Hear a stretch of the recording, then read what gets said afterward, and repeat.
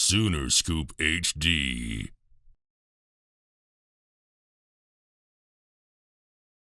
Coach, production pass rush, your three-man front hasn't been there in the last couple of games. At one point, you guys were leading the country in sacks and tackles for loss. What's going on in that unit with your pass rush and things? And you have to look at going back to a four-man front to get your pass rush going. Well, we try to mix things up, and you're right. After 3 weeks, we were doing pretty well there, and the production, hasn't been what it was. The results haven't been what it was, but so we're evaluating everything every week, and looking under every rock, behind every door. So we're evaluating a bunch of things right now. Did you talk about Kansas offensively too with Daniels? They were really rocking. I don't know what his status is, but they've been scoring points. Yeah, they have. They're scoring a bunch of points, rushing the football really well, and they're really good on third downs. I think they're converting 55% on third down. So those are a couple of categories that they're in the tops in the country in. So it's a very good offensive football team that presents a tremendous challenge for us. But I like our locker room. I like the commitment level of our guys, and we just got to keep working through this and bounce back and look forward to the next opportunity. Learn from the past opportunities, and look forward to the next one.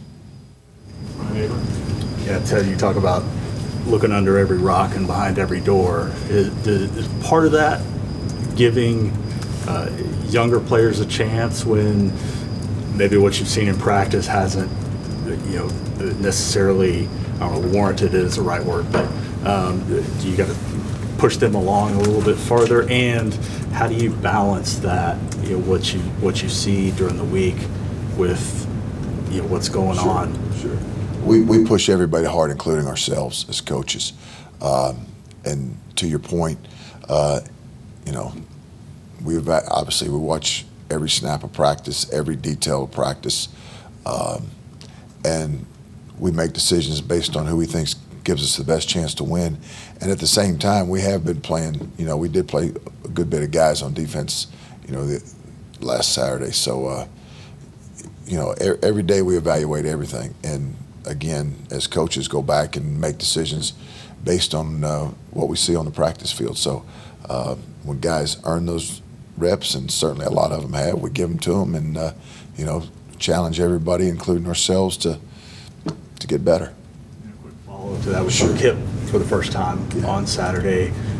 What was it that you had seen from him, or was it just the reality of how things were going that lead to giving him a chance, given what we heard a couple weeks ago? I've seen he's worked hard and he's improved. It's there comes a point for guys where it starts to make sense for him, because it's such a big jump from high school football to a place especially like Oklahoma, and our depth right there right now, we've lost some guys for season-ending injuries. So to be able to understand that there's a lot of football left, and give guys some opportunities that have earned it. At the same time, make sure we're being smart, moving our forward as far as our roster management. Sure. Kind of piggybacking off that, Ted, how tough is it to keep young guys engaged when going through struggles like this, especially in the age of the transfer portal? Sure. Like I said, I love our locker room. I love the way the guys have approached it during the week. Their buy-in, their commitment, time spent on task. I love our locker room, but that's human nature. But we can't give in to that. We can't let circumstances dictate the level of commitment, and I don't sense that from our guys at all. I expect them to be fully engaged and moving forward, so that we can get this thing back on track. Hey, Ted, Brent's talked about the linebackers being, the heart and soul of the defense. What have you seen from them the last couple of weeks? Danny, David, what have you seen from them, and what do you need from them this weekend? I've seen guys that care deeply and that have invested a lot of themselves. in this program, in this defense.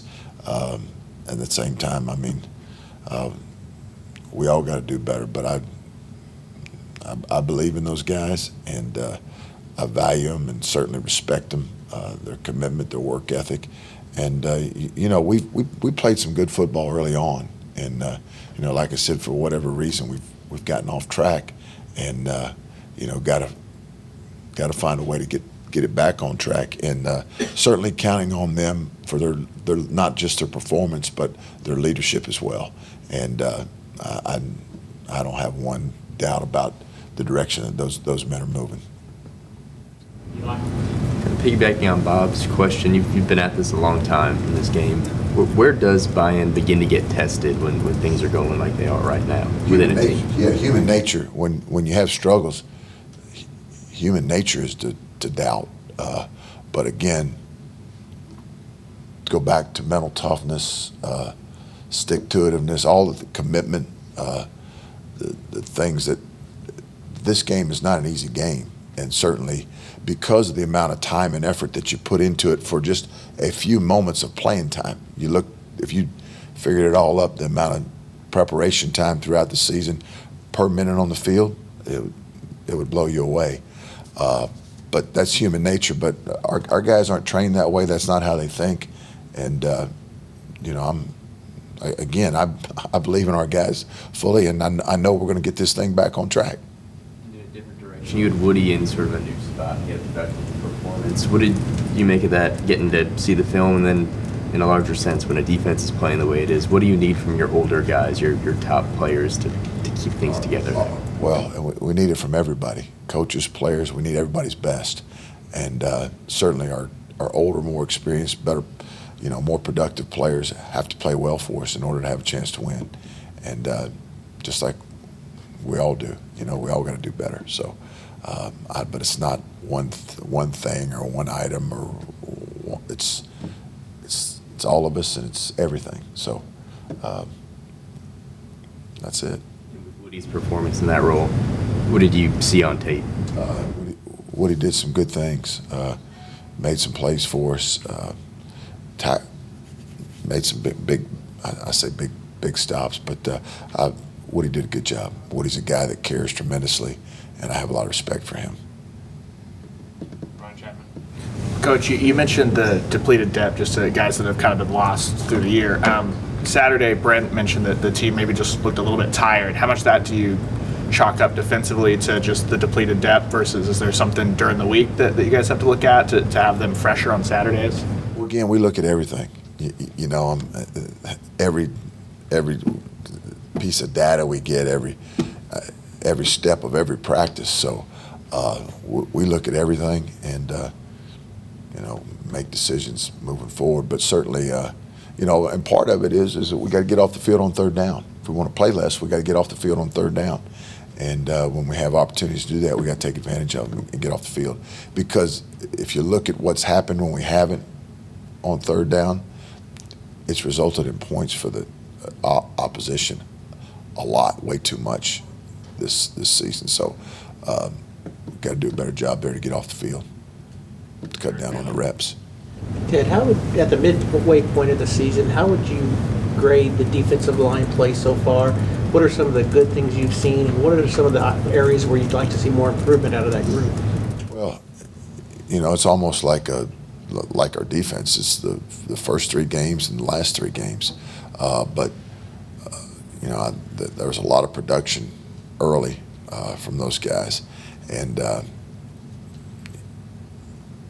we just got to keep going. As far as grading them, I'm not going to stand up here and give them a grade.